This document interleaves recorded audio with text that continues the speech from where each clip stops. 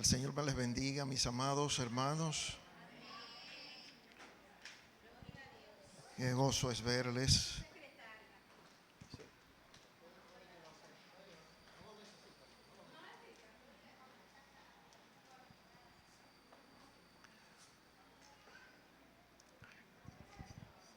El Señor es bueno. ¿Para cuánto ha sido bueno el Señor?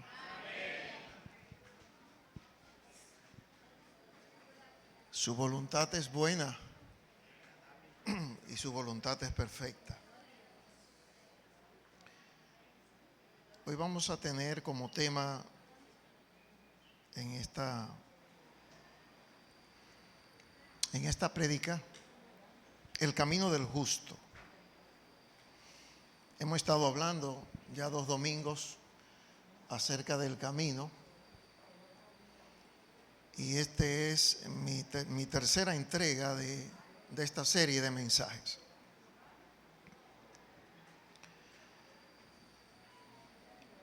Hace 2 domingos estuve compartiendo el tema el camino de Caín. Este hombre insensato que llegó a ser el primer criminal que la Escritura señala como del maligno, porque sus obras eran malas. Caín creó un precedente de maldad y notamos que otros siguieron su caminar. Es el caso de este descendiente de Caín llamado Lamec, donde nos dice Génesis 5:19 que fue el primero en practicar la poligamia. Allí nos dice en Génesis 5:19 que él tomó 2 mujeres. Lamec tenía un dicho en lo cual se calificaba y afirmaba en su maldad, diciendo: si 7 veces será vengado Caín, Lamec en verdad 70 veces 7 lo será. En otras palabras, él quería decir: si mi padre Caín fue un asesino, yo lo seré 70 veces más que él.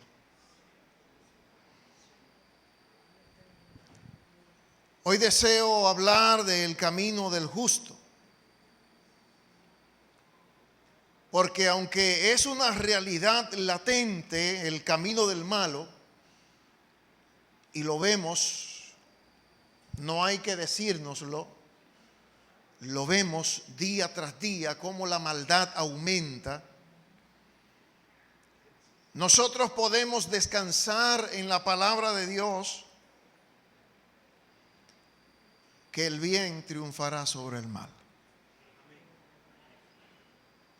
Romanos 12:21 nos dice allí: no seas vencido de lo malo, sino vence con el bien el mal. Entonces, el mal puede ser vencido por el bien. No importa a qué grado esté la maldad actualmente. Estamos confiados que la luz vencerán las tinieblas.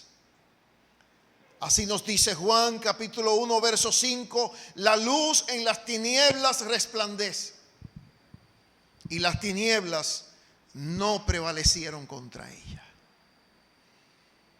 La luz de Cristo va a empujar las tinieblas que hay o que haya. Hablando del justo, hubo un hombre justo llamado Abel. Así es calificado como justo por el Señor Jesucristo. Era un hombre de obras buenas, que le agradó a Dios por su actitud, por su manera de proceder. Génesis 4 verso 4 nos dice allí que Abel trajo una ofrenda al Señor. de los primogénitos de sus ovejas, de lo más gordo de ellas, y miró con agrado a Abel y a su ofrenda al Señor. Me llama la atención esto, donde Dios mira a Abel y a su ofrenda. Son cosas que nosotros no podemos separar. Una cosa va con la otra. Si tú eres un hombre en el carácter fiel, si tú eres en tu carácter un hombre íntegro, si tú eres en tu carácter un hombre justo, ese es tu ser, entonces tú tendrás un hacer. Amén. Tú tendrás un hacer. Por eso es que dice que Dios miró con agrado a Abel. Menciona al hombre, menciona su carácter, pero dice y a su ofrenda también Dios la vio con agrado. Así que Dios ve el corazón de Abel. Dios ve su intención, su actitud, pero también mira su ofrenda, porque a Dios le complace la fidelidad y la generosidad de un hombre. Hebreos 11, verso 4 nos dice que por la fe Abel ofreció a Dios más excelente sacrificio que Caín, por lo cual alcanzó testimonio de que era justo, dando testimonio de sus ofrendas, y muerto aún habla por ella. Es realmente decepcionante para Dios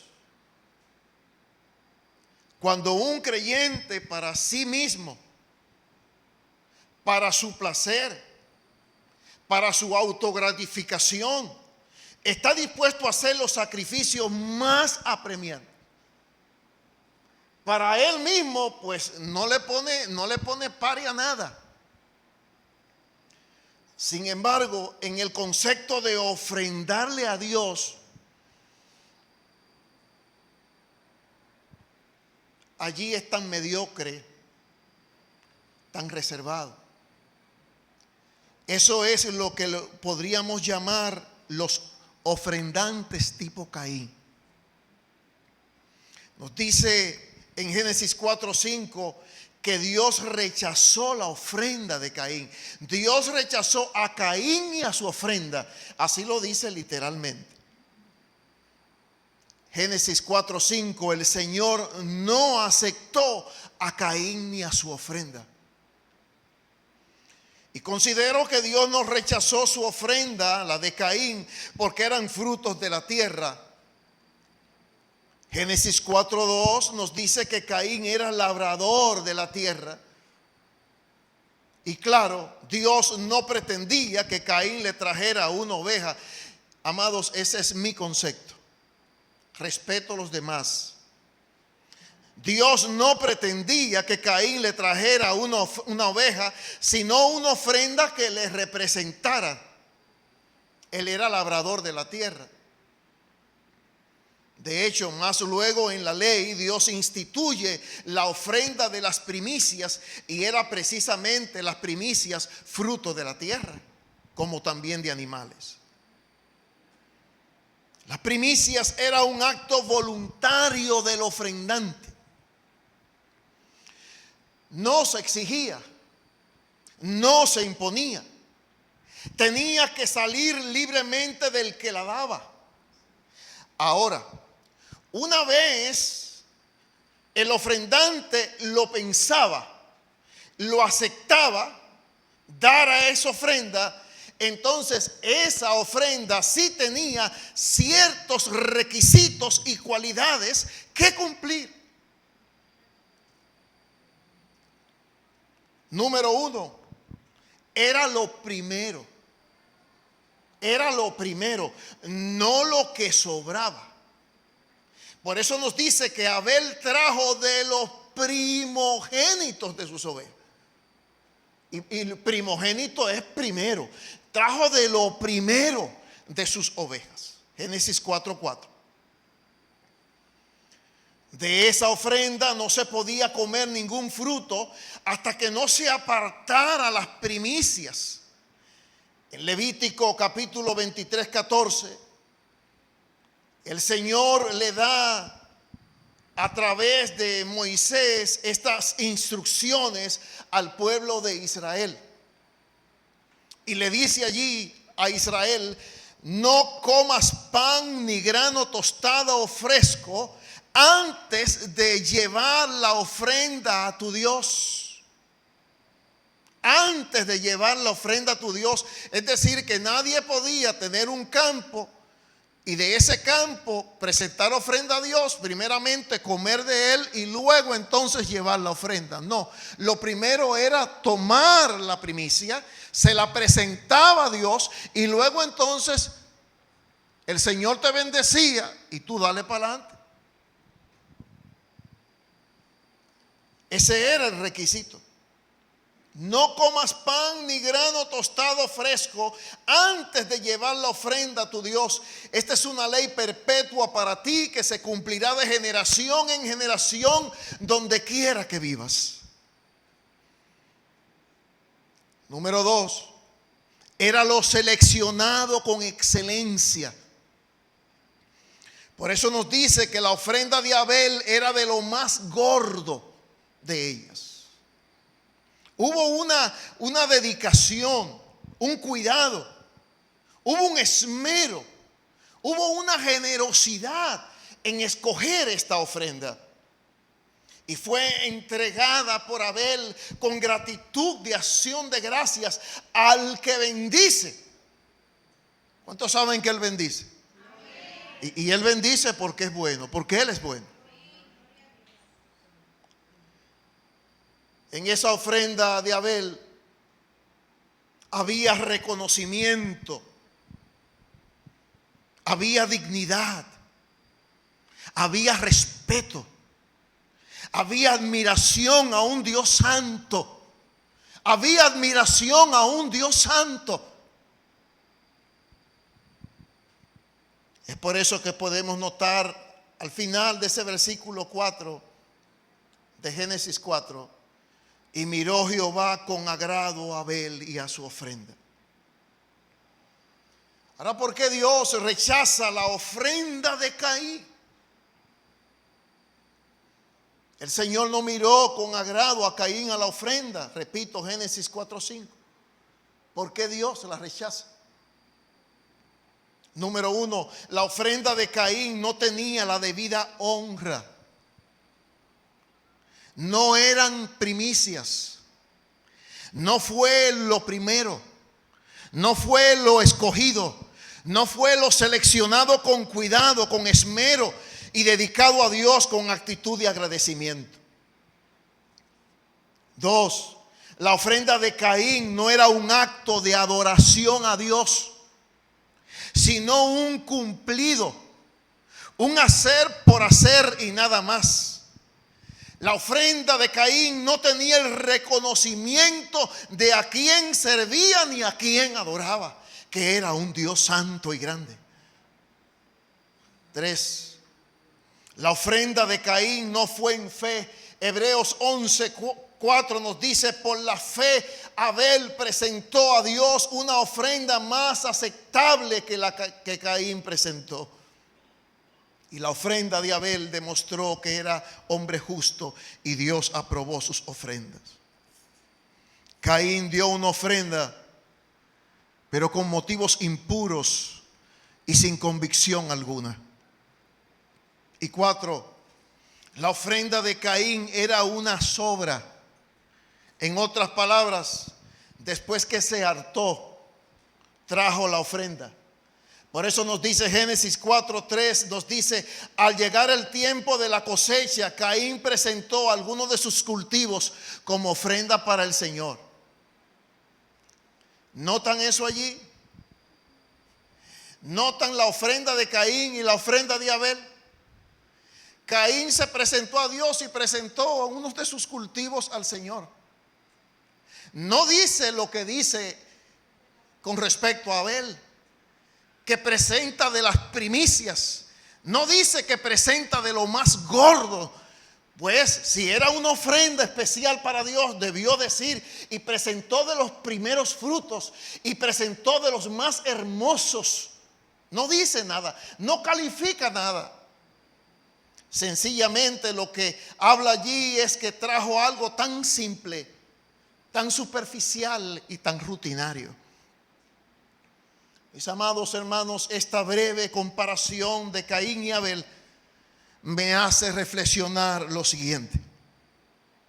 Dios no está obligado a aceptar cualquier cosa que nosotros le ofrezcamos. Repito, no está obligado a aceptar cualquier cosa que nosotros le ofrezcamos.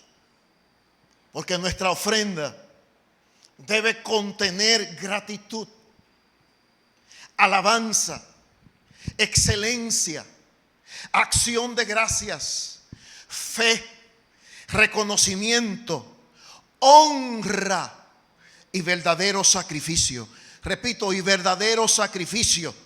David le dijo a Ornán en 1 de Crónicas 21:24, un hombre que sabía ofrendar, le dijo a Ornán: no daré al Señor algo que a mí no me cueste. Aunque Abel murió muy joven por las manos criminales de su hermano Caín, este pudo en su corta vida crear un precedente de un caminar justo. Y qué importante es nosotros dejar un legado sobre los nuestros, ya sean estos hijos, ya sean familiares, ya sean conocidos y aún desconocidos. Pues aunque el justo Abel hace tantos años que murió, nos dice Hebreos capítulo 11 verso 4 que el testimonio de Abel nos habla tan fuerte que aún el día de hoy impacta. Porque allí está su fe, al ofrecer mejor sacrificio que Caín. Allí está su caminar de obediencia, de temor y de reverencia a nuestro Dios. Por tanto, su legado será un referente para todas las generaciones. La vida de Abel tuvo una influencia en su generación. A pesar que los descendientes de Caín comenzaron a vivir una vida sin propósito alguno, solo para la carne y el placer, notamos cómo hombres como Set siguieron ese caminar justo de Abel. Y con referencia a esto nos dice Génesis capítulo 4:26 que a Set le nació un hijo y llamó su nombre Enós. Entonces los hombres comenzaron a invocar el nombre de Jehová. Cuando yo me refiero a Set, quiero hacer la salvedad de algo. Génesis capítulo 4, creo que el 25, 24, 25 nos dice allí que cuando nace Set, Eva también tiene una exclamación, una proclamación. La tuvo con Caín. Cuando nace Caín, Eva dice: por voluntad de Dios he adquirido un varón. Y decíamos en el mensaje anterior del camino que Eva tuvo ese deseo, que Eva tuvo una ilusión, que Eva tuvo una visión. Tú, Caín, naciste por voluntad de Dios. Y nos dice la palabra que la voluntad de Dios es perfecta, que la voluntad de Dios es buena, que la voluntad de Dios es agradable. Quiere decir que el anhelo de Eva era que Caín fuera un hombre que agradara a Dios. ¿Cuántos dicen amén? Que sirviera a Dios, que buscara a Dios, que anduviera en sus caminos. Pero cuán decepcionada quedó Eva. Su hijo Caín, su hijo primogénito mayor, le mata a su hijo menor. Y claramente Eva ve el caminar de Abel. Y creo que Eva se fija no tanto en el caminar de Caín, que comenzó a desviarse, sino en el caminar de Abel, que comenzó a vivir una vida tan recta delante de Dios. Y considero que ella agradecía a Dios, ella aplaudía, ella se gozaba viendo ese caminar de su hijo Abel. Pero lo asesina Caín. Eva no quedó en la total frustración. Eva no se quedó en el pesimismo. Eva no se quedó en el lamento, sino que ella tiene otro hijo que se llamó Set. ¿Y sabes el significado de Set? Set significa sustituto. Set significa sustituto. Porque Eva le puso a ese hijo sustituto. En otras palabras, tú serás en el lugar de Abel al que mató Caín. Tú, Set, seguirás el camino de Abel. Tú, Set, vas a amar a Dios. Tú, Set, vas a buscar a Dios como yo anhelo que lo busques. Por eso, madre que estás aquí, si has sido decepcionada con el caminar de algún hijo, no pierdas la esperanza, porque el Señor es capaz de darte un Set. ¿Cuántos dicen amén? El Señor es capaz de darte un Set. Y nos dice la palabra de Dios que a Set le nació un hijo y su nombre se llamó Enos. Y cuando habla de esto en Génesis capítulo 4 verso 26, nos dice allí: entonces los hombres comenzaron a invocar el nombre de Jehová. Entonces los hombres comenzaron a invocar el nombre de Jehová. Muchas cosas se vieron, mucha maldad, muchos caminos torcidos, muchos caminos de iniquidad tomaron los hombres en aquel tiempo. Pero cuando nace Enos, hijo de Set,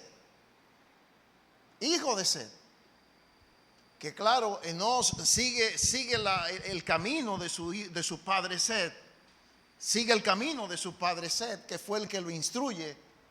Nos dice la palabra de Dios que los hombres comenzaron a invocar el nombre de Jehová. Los hombres, por ese caminar influyente de Enos, comenzaron a invocar el nombre del Señor. Y creamos que así pasará con nuestra generación.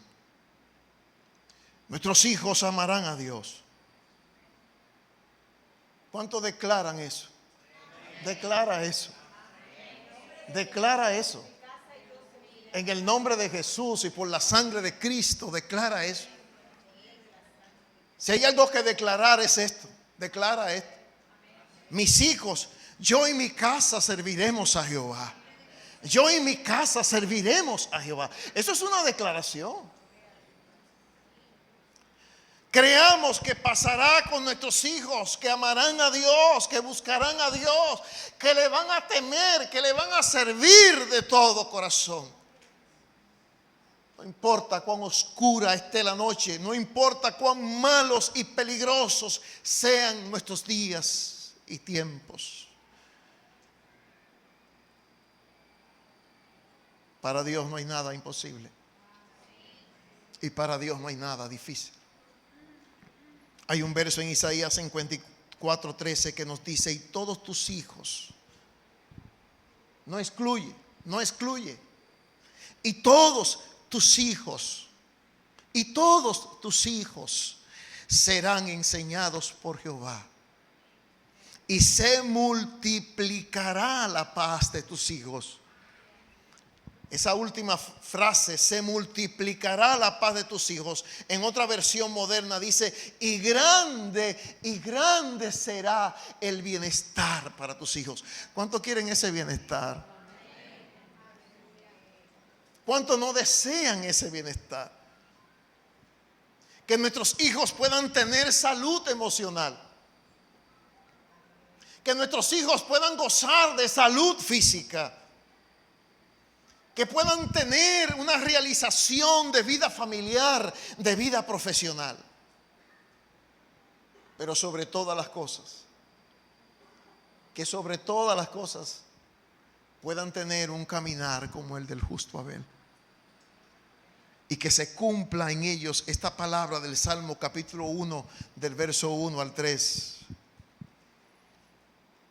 Salmo capítulo 1, verso 1 al 3 dice: bienaventurado el varón que no anduvo en consejo de malos, que no estuvo en camino de pecadores, ni en silla de escarnecedores se ha sentado, sino que en la ley de Jehová está su delicia. En su ley medita de día y de noche. Será como árbol plantado junto a corrientes de aguas, que da su fruto en su tiempo y su hoja no cae, y todo lo que hace prosperará. Que se cumpla en nuestros hijos esta bendición.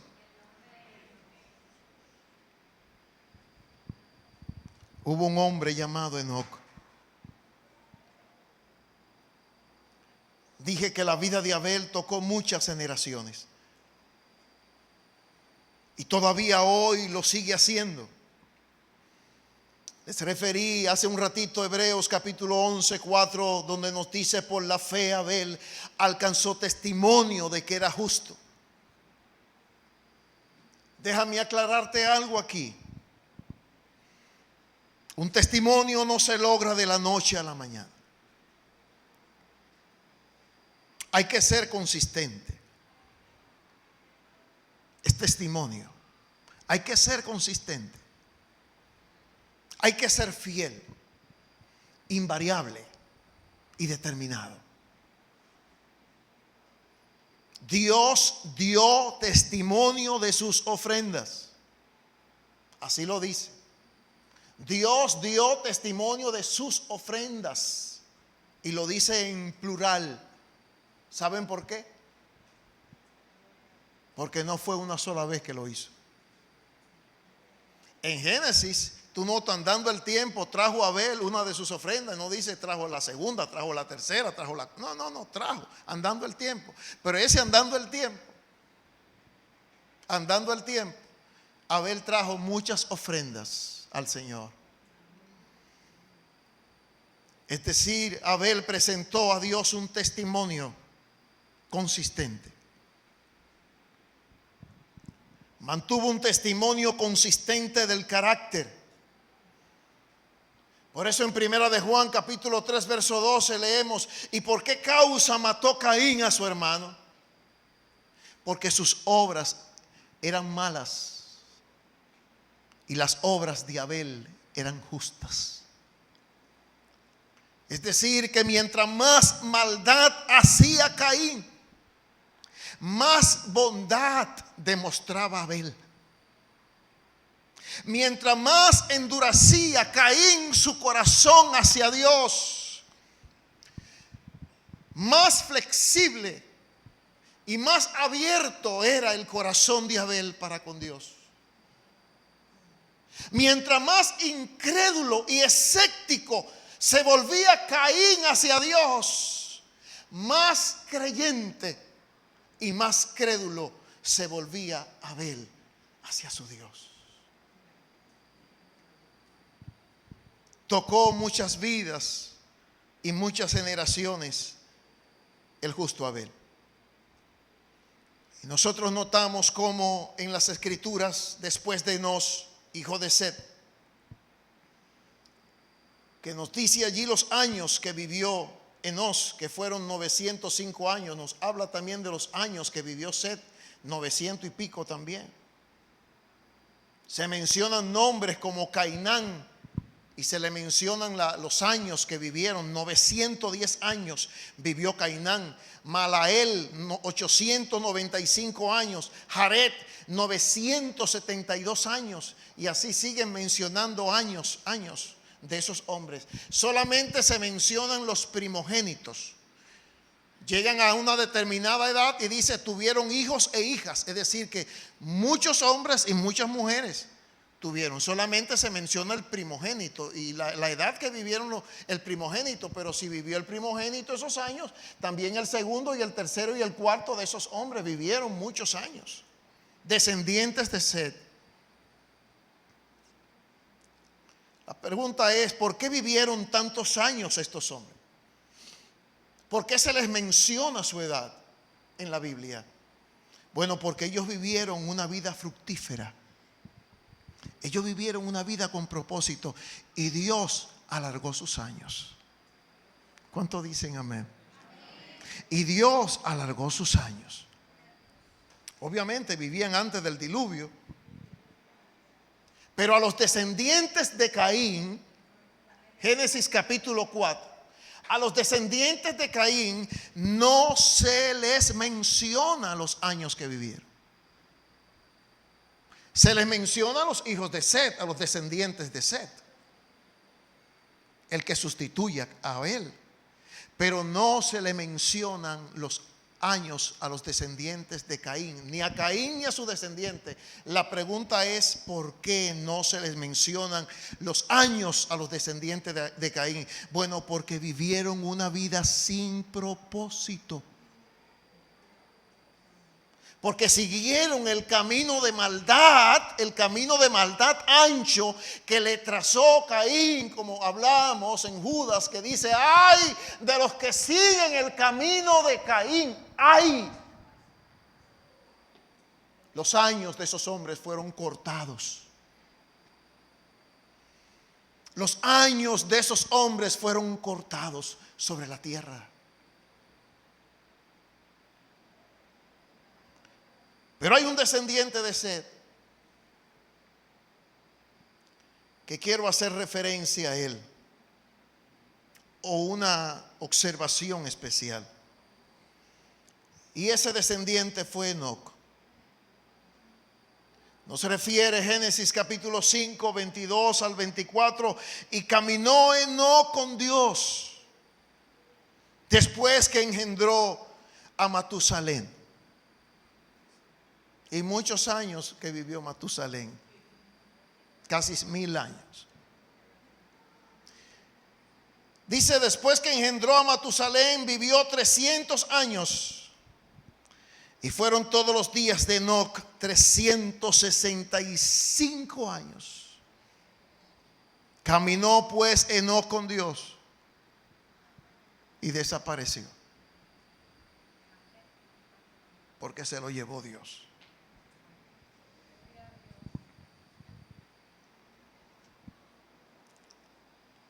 Enoc, un caminar delante del Señor. 2 veces menciona ese caminar. Y caminó Enoc con Dios, dice el versículo 22, 24, Génesis 5. Caminó pues Enoc con Dios. Caminó y caminó. 365 años. Un año por día.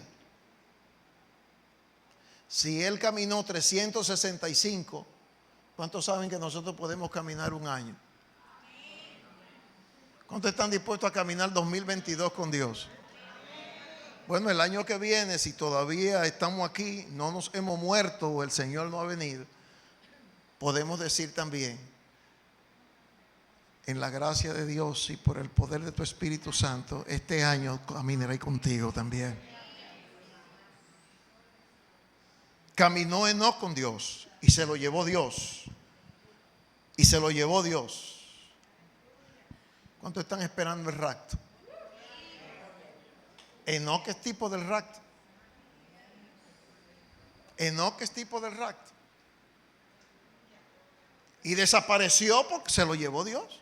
Se lo llevó Dios. ¿Cuántos saben que el Señor viene pronto? Y se llevará a los suyos de aquí. Levantará a los suyos de aquí.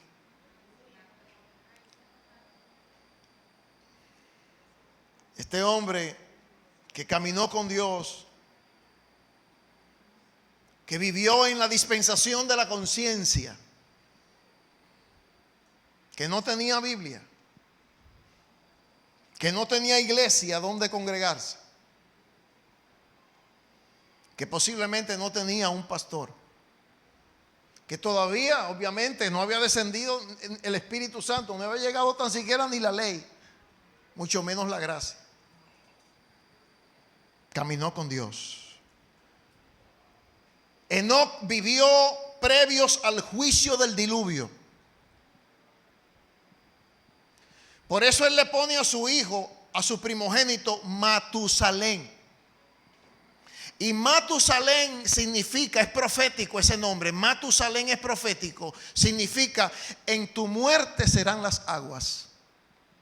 Y cuando muere Matusalén, ese año que muere Matusalén, vino el diluvio. Fue profético. En el tiempo de Enoc, previo al diluvio, ya los hombres comenzaban a declinarse. Ya había una maldad en la tierra terrible. Ya había una degeneración en los hombres terrible. Es por eso que nos habla allí de algo Judas. La carta de Judas, capítulo, versículos 14 y 15, nos dice, de estos también profetizó Enoc. Enoc era un profeta. De estos también profetizó Enoc. ¿De qué estos está hablando? De hombres malos, ahí lo dice. De hombres impíos, de hombres corruptos de entendimiento. De hombres que habían tomado un camino torcido. Y dice allí en los versículos 14 y 15 del capítulo 1 de Judas. De estos también profetizó Enoc, séptimo desde Adán, diciendo, he aquí vino el Señor con sus santas decenas de millares para hacer juicio contra todos y dejar convictos a todos los impíos de todas sus obras impías que han hecho impíamente y de todas las cosas duras que los pecadores impíos han hablado contra él. Sí, Enoc dio un mensaje de juicio contra la impiedad, de juicio contra aquellos que practicaban el pecado en su generación. Y lo hizo con mucha valentía y lo hizo con mucha determinación. Y a pesar de la decadencia moral de los hombres de su tiempo, esto no le impidió a Enoc que él siguiera adelante en un caminar íntegro, en un caminar recto y justo delante de Dios. A tal grado que fue tal su caminar, que fue tal su agrado delante del Señor, que Dios determinó y dijo, yo lo saco de esta corrupción. ¿Cuánto dicen amén? Yo me lo llevo. Yo me lo llevo. Y se lo llevó. Bueno, mis amados hermanos, no esperemos que las cosas se arreglen, porque no se van a arreglar. Las cosas en este tiempo irán de mal en peor. el carácter de los hombres cada vez más será degradado. Y esto hoy nosotros lo podemos ver ya. Al hombre impío, al hombre malvado, al del caminar torcido, ellos no van a parar. Repito, amados, ellos no van a parar. Ellos han tomado una decisión, han tomado un caminar al infierno. Pero todavía hoy tú y yo estamos aquí. El Señor no ha venido. Y es nuestro compromiso, es nuestra responsabilidad, así como lo fue Enoc, así como lo fue Noé, de nosotros ser pregoneros de justicia. Hagan caso o no nos hagan caso. Eso no es un asunto que nos compete a nosotros. Amén, hermanos. Lo que nosotros tenemos que hacer es dar el mensaje tal y como el Señor nos lo ha entregado, con la urgencia que amerita que nosotros demos ese mensaje. Yo sembré, decía Pablo, Apolo regó, pero el crecimiento lo da Dios. Dejémosle el resultado a Dios. Tú y yo tenemos que ponernos en las manos del Señor como instrumentos. El Señor nos capacitará con gracia. Él nos dará poder del Espíritu Santo. Él activará en nosotros ese poder. Y nosotros seremos testigos. Y necesitamos ser testigos.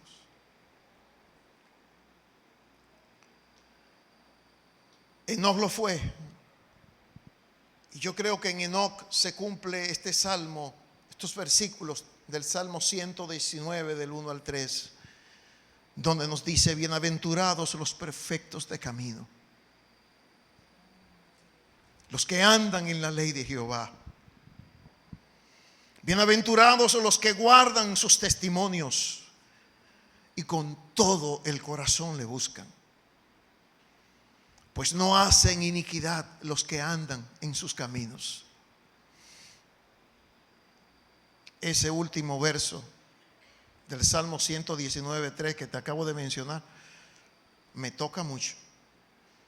No hacen iniquidad, no hacen iniquidad los que andan en sus caminos.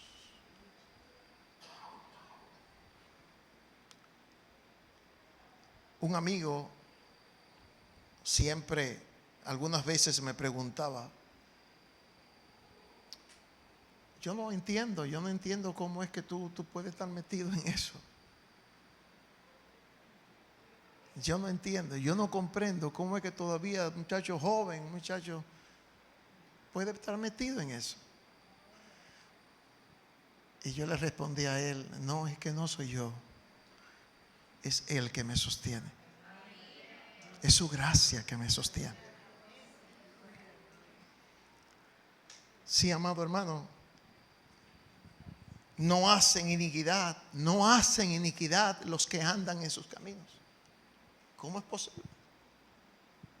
Con esta corriente de este mundo, con esta perversión de este mundo, con este sistema que ejerce tanto control, tanto dominio, que tiene a los hombres pecadores como robots, que los manipula.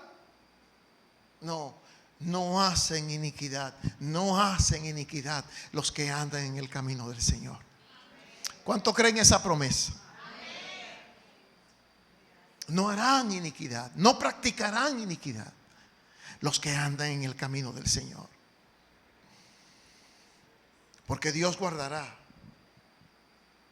porque Dios preservará al justo.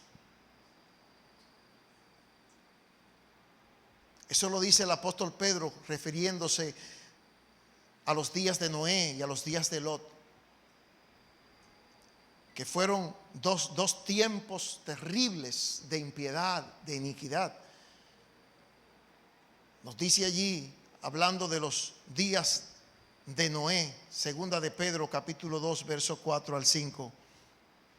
Porque si Dios no perdonó a los ángeles que pecaron, sino que los arrojó al infierno y los entregó a prisiones de oscuridad para ser reservados al juicio. Y si no perdonó al mundo antiguo, sino que guardó, esa palabra, sino que guardó a Noé, pregonero de justicia, con otras 7 personas, trayendo el diluvio sobre el mundo de los impíos. Dios allí dice que guardó a Noé, pregonero de justicia. Y Pedro también, hablando del justo Lot, nos dice del versículo 6, segunda de Pedro 2, 6 al 9. Y si condenó por destrucción a las ciudades de Sodoma y de Gomorra, reduciéndolas a ceniza y poniéndolas de ejemplo a los que habían de vivir impíamente, y libró al justo Lot. ¿Cuánto dan gloria a Dios? Allí dice que guardó a Noé, ahora dice y libró al justo Lot, abrumado por la nefanda conducta de los malvados, porque este justo que moraba entre ellos afligía cada día su alma justa, viendo y oyendo los hechos inicuos de ellos. Verso 9 de segunda de Pedro 2. Agarra ese verso para ti. Agarra ese verso para ti. Sabe el Señor librar. Aleluya. Sabe el Señor librar a los piadosos y reservar a los injustos para ser castigados en el día del juicio. Pero el Señor a los justos y a los piadosos, ¿qué hace? ¿Los qué? ¿Lo qué? Los reserva. Oh, amados, Dios nos guardará. Dios nos preservará. Dios nos mantendrá sin caída, como dice Judas capítulo 1, 24 y 25. Y aquel que es poderoso para guardarnos sin caída y presentarnos sin mancha delante de su gloria con gran alegría, al único y sabio Dios, nuestro Salvador, sea gloria, sea majestad, sea imperio y potencia, ahora y por todos los siglos. Amén y amén. Y ponte de pie y vamos a agradecerle al Señor. Señor, te agradecemos. Te agradecemos, Señor, que a pesar de las tinieblas imperantes, a pesar de la oscuridad, donde dice tu palabra que tinieblas cubrirán la tierra y oscuridad las naciones, mas sobre ti se verá su luz, mas sobre ti brillará su gloria. Te damos gracias, Señor, oh Dios, gracias. Porque aunque el mundo entero esté bajo el maligno, a tus hijos, Señor, a tus hijos, oh Dios, tú preservarás, tú guardarás, tú mantendrás sin caída hasta el día de tu venida.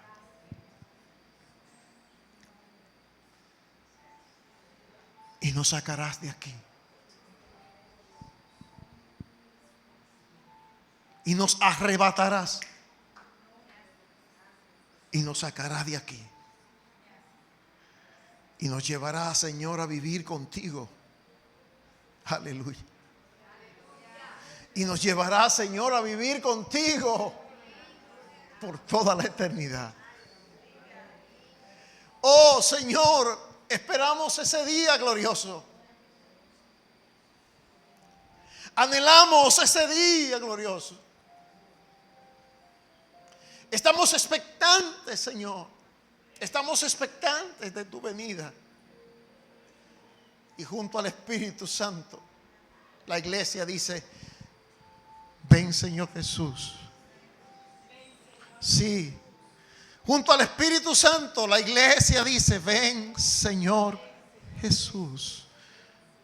Tu iglesia te espera.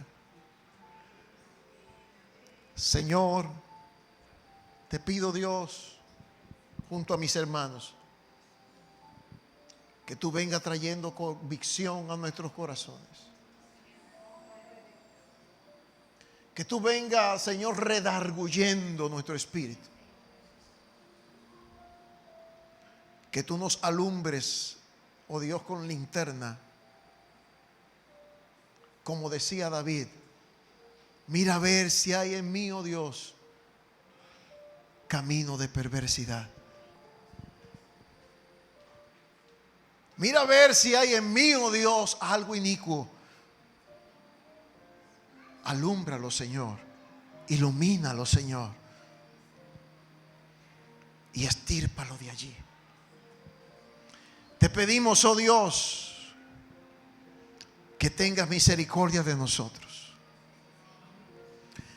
Queremos, Señor, seguir un camino como lo tuvo el justo Abel, como lo tuvo Set, como lo tuvo Enos, como lo tuvo Enoc, como lo tuvo Noé, como lo tuvo Abraham, como lo tuvieron, Señor, esos santos y piadosos hombres y mujeres que están allí plasmados en la palabra de Dios, para que nosotros sigamos su ejemplo, para que nosotros sigamos sus pisadas. Gracias, oh Dios, gracias. Presérvanos y guárdanos del mundo. Presérvanos y guárdanos de caída. Te lo rogamos, oh Dios, en el nombre de tu amado Hijo Jesús. Amén. Que Dios me le bendiga, mis hermanos. Tengan una semana de victoria en Cristo.